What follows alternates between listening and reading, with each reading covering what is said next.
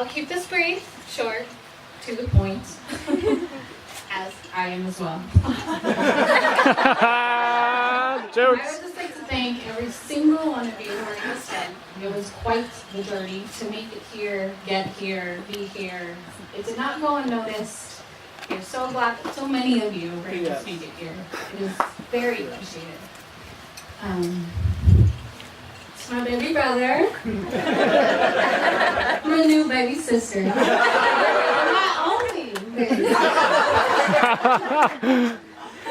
I'd just like to say, That's fine. congratulations. Happy Megan Mom. I love you both very much. Love you all. I'm very proud of you for making this commitment to each other. Let's toast before this gets weepy. It already did.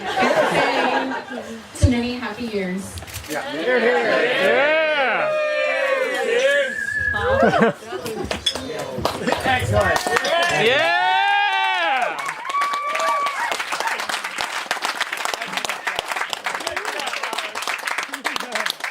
And now we will give equal time to the best man, Mr. Brandon. 30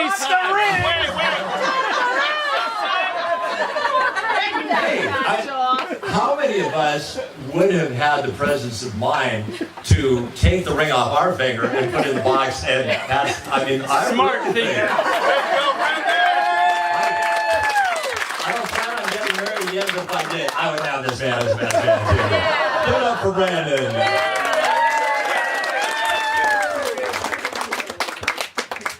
Thank you for understanding that. Rough week. All right, well, good evening, and thank you, Holly, for that great speech. I think the last time you and I gave speeches at the same time was during our baptism. Hopefully I don't get my head held underwater again.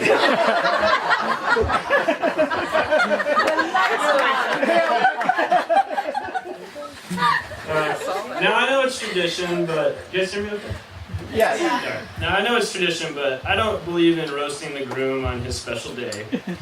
So because of this, I've excluded all the embarrassing things I know about Ben, and I'll only talk about his good points. So you're done? Thank you, and enjoy the evening.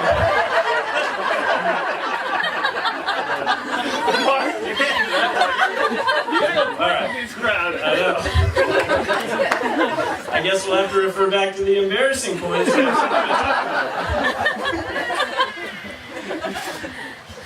Alright, my earliest memory of Ben is when his family first moved out outside of Lincoln, New Mexico, which at the time included Roger, Gina, Holly, Ben, and Jack. I remember seeing Ben on the number 2 school bus. We got some bus number 2 right over there. This is known as the worst school bus from some of the misfits that wrote it. Pretty much like the Boese cousins sitting over here. Well, I remember hearing Ben speak, and he was pretty hard to understand, you know, for his age. Like, he wasn't quite developing with the rest of us. Well, fast forward years later to early high school when Ben and I started hanging out more. He had a brand new little brother, Andy, who was 3 at the time, and Andy was full of words, but literally no one could understand him. And I somehow could decipher his version of the English language and had intelligent conversations with him. So Andy, you can thank me later for that high IQ you have. It was probably due to those early conversations. So my point is, I think this runs in the family, and Megan, if your kids end up getting this trait, you're going to need to hire a translator for every year of your child's life. Okay? So you know. Well, Ben and I's friendship has always been about busting out the big work. Our friendship really kicked up a notch when we both found the Tour de France so fascinating. And Roger and Gina bought 2 Trek 1000 road bikes off eBay for us to ride. And these beauties were heavy, probably really inexpensive.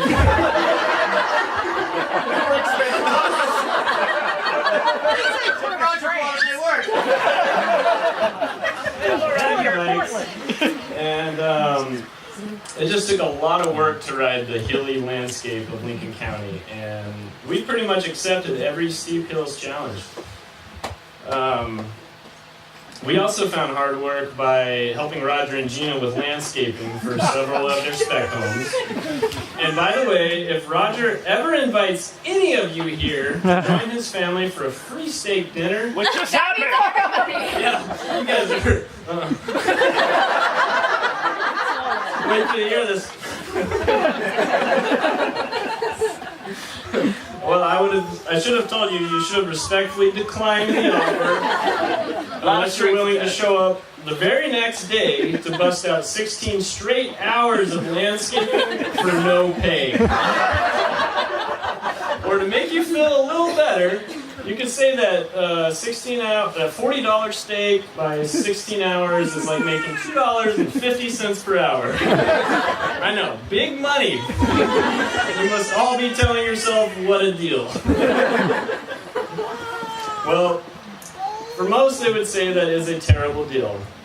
But I can tell you that those moments of putting in the big work is what molded Ben and I as men.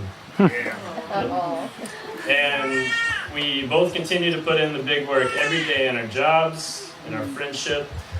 And now, Ben, it's time for you to do the same for Megan in your marriage.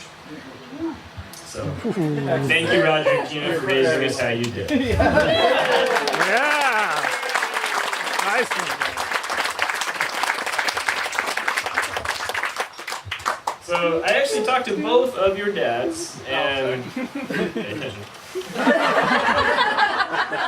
I spoke to both of your dads, and I asked what they would recommend for you, Ben, on how to be a great husband to Megan. Oh, this is gonna be good. So Roger said, I really have no advice for you.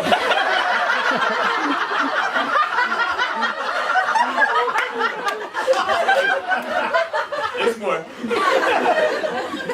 So, alright, this is his words continued. Every couple is different, and what I say may not even apply to you. However, as you navigate marriage, I have learned that it isn't always easy, and it's always changing.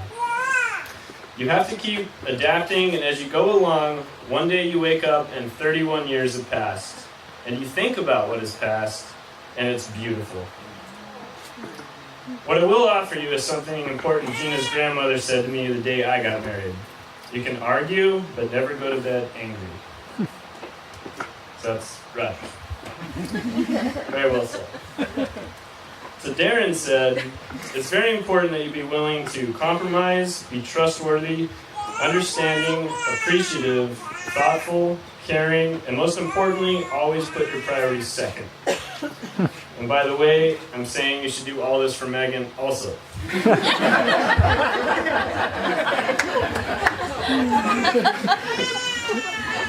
So Ben, you are a lucky groom. You married Megan. She's beautiful, she's smart, she's caring, she's devoted, and she deserves a good husband. There he goes, dropping something else.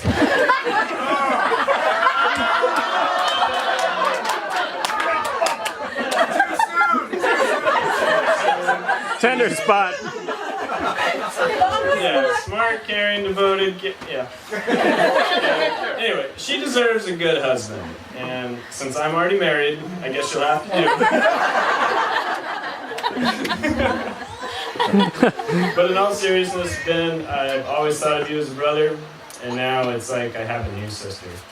And I'm just so happy that you're joining the family. And I truly think the two of you are just amazing for each other. Always remember that loving each other, respecting each other, and never going to bed angry will always make your marriage really easy. Actually, anyone here that's married knows that is all BS. That is just something we all say. That's really more of a formality to get you started. I think selective hearing is what makes it easy. But in getting back on track here, Today is it's a special day of a new life between two extraordinary people. Ben and Megan, I love you, and we are all so excited to see the great things you will accomplish together. So with that, let us all raise our charged glasses to the newlyweds. I wish you both the best on your future journey together.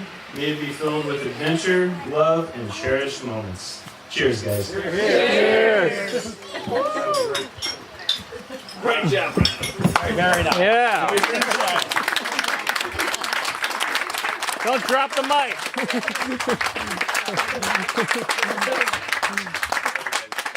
See, I told you he was a great best man. And you didn't believe me. Great. Earlier this evening, we had a very moving, very profound blessing courtesy of Megan's grandfather, Gene. And now we're going to bring another member of the family up. We'd like to bring Megan's father,